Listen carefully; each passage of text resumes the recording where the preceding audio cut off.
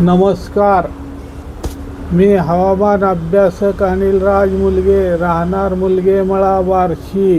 दिनांक 19 मे. मित्रांनो, मी पूर्वी राज्यातून सर्वात प्रथम अंदाजातून सांगितल्याप्रमाणे आजपासून राज्यात विदर्भ व पूर्व मराठवाडा हा विभाग सोडला तर राज्यात भाग बदलत तापमानात घट होण्याची शक्यता राहील. त्याप्रमाणे आज नाशिक, मुंबई व उपनगरात, पुणे, सातारा, सांगली, कोल्हापूर, बेळगाव, कोकणात तसेच अहिल्यानगरचा पश्चिम भाग येथे आज तापमानात घट होईल.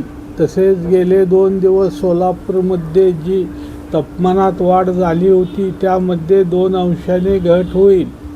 तसेच उद्या खान्देश, नाशिक, पुणे, सातारा, सांगली, कोल्हापूर, बेळगाव, अहिल्यानगर, संभाजीनगर, बुलढाणा, जालना, बीड, लातूर, धाराशिव, सोलापूर तसेच परभणी जिल्ह्याचा पश्चिम भाग या वर दिलेल्या जिल्ह्यात साधारण तापमान 3 ते 5 अंशाची घट होण्याची शक्यता राहील.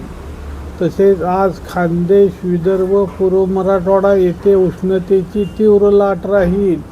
साधारण तापमान 43 ते 46 अंशादरम्यान राहील. एखादे दुसरे ठिकाणी तापमान 46.5 राहील. तसेच पश्चिम मराठवाडा तसेच सोलापूर जिल्हा तसेच अहिल्यानगरचा दक्षिण भाग व उत्तर भाग येथे उष्णतेची सौम्य लाट राहील. साधारण तापमान 40 ते 42 अंशादरम्यान राहील.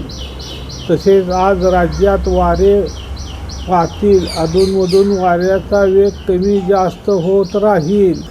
त्यापैकी दुपारनंतर डहाणू, पालघर, मुंबई व उपनगरात, पुणे, सातारा, सांगली, कोल्हापूर या जिल्ह्यात वाऱ्याचा वेग जास्त राहील. तसेच आज दुपारनंतर नंदुरबार जिल्हा सोडून राज्याच्या इतर भागात हवामान ढगाळ व सूर्यप्रकाश असे राहील. तसेच आज सांगली तसेच सोलापूर जिल्ह्याचा पूर्व दक्षिण भाग तसेच शहर परिसर तसेच धाराशिव, लातूर या जिल्ह्यांचा दक्षिण भाग या दिलेल्या जिल्ह्यात किंवा दिलेल्या भागात जोरदार वादळी वाऱ्यासह, विजांसह, ढगाच्या गडगडाटासह मध्यम ते मुसळधार पावसाची शक्यता राहील. तसेच नाशिक जिल्ह्याचा दक्षिण भाग, सातारा जिल्ह्याचा उत्तर व पश्चिम भाग तसेच पुणे, कोल्हापूर, सिंधुदुर्ग, बेळगाव या दिलेल्या जिल्ह्यात किंवा दिलेल्या भागात वादळी वाऱ्यासह, विजांसह, ढगाच्या गडगडाटासह कोठे हलका ते मध्यम तर कोठे मध्यम ते मुसळधार पावसाची शक्यता राहील.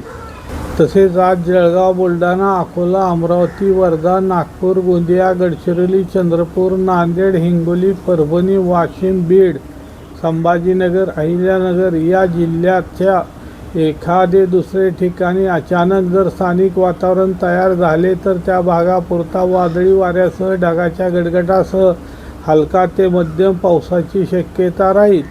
जर स्थानिक वातावरण तयार झाले नाही तर पावसाची शक्यता नाही.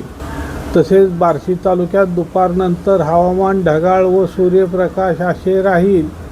जर तालुक्याच्या काही ठिकाणी अचानक स्थानिक वातावरण तयार झाले तर त्या भागापुरता वादळी वाऱ्यासह, ढगाच्या गडगडासह हलका ते मध्यम पावसाची शक्यता राहील. जर स्थानिक वातावरण तयार झाले नाही तर पावसाची शक्यता नाही.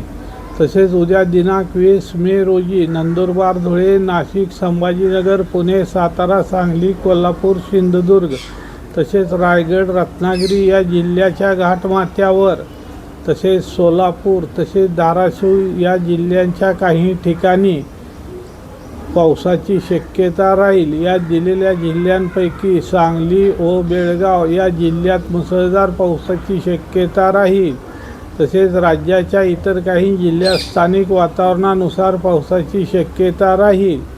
तसेच दिनांक 21 मे रोजी नाशिक, मुंबई विभागाच्या पूर्व उपनगरात तसेच पुणे, सातारा, कोकणात, कोल्हापूर, बेळगाव, संभाजीनगर या जिल्ह्यात पावसाची शक्यता राहील. त्यापैकी सातारा, कोल्हापूर, बेळगाव, सांगली या जिल्ह्यात मुसळधार पावसाची शक्यता राहील. तसेच राज्याच्या इतर काही जिल्ह्यात स्थानिक वातावरणानुसार पावसाची शक्यता राहील.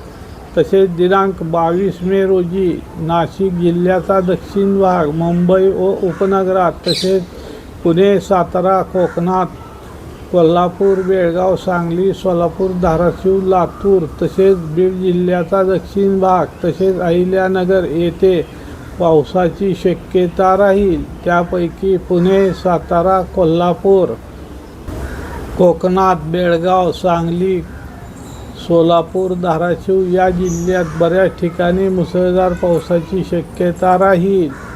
तसेच मित्रांनो, सदर हा अंदाज चालू हवामानावर दिला असून सध्या वातावरणात सतत बदल होत असल्यामुळे दिलेल्या अंदाजात थोडाफार बदल होऊ शकतो. त्यामुळे आपण माझा रोजच्या रोज दिलेला अंदाज पाहत जाणे, जेणेकरून काही बदल झाल्यास तुम्हाला माहिती मिळेल. सदर माहिती आपण सतर्क असावे म्हणून सांगितले आहे. तसेच आज कर्नाटक व केरळ राज्यात मुसळधार पावसाची शक्यता राहील. तसेच तामिळनाडू या राज्यात मध्यम ते मुसळधार पावसाची शक्यता राहील. तसेच आंध्र प्रदेश, ओरिसा, पश्चिम बंगाल या राज्याच्या पूर्व किनारपट्टी भागातील जिल्ह्यात काही ठिकाणी मध्यम ते मुसळधार पावसाची शक्यता राहील. तसेच मित्रांनो, जर आपल्या भागात पाऊस पडला तर त्याबाबत माहिती देत जावी. सदर माझा हा व्हिडिओ आवडल्यास त्यास लाईक करा, सबस्क्राईब करा व इतरांना शेअर करा. धन्यवाद.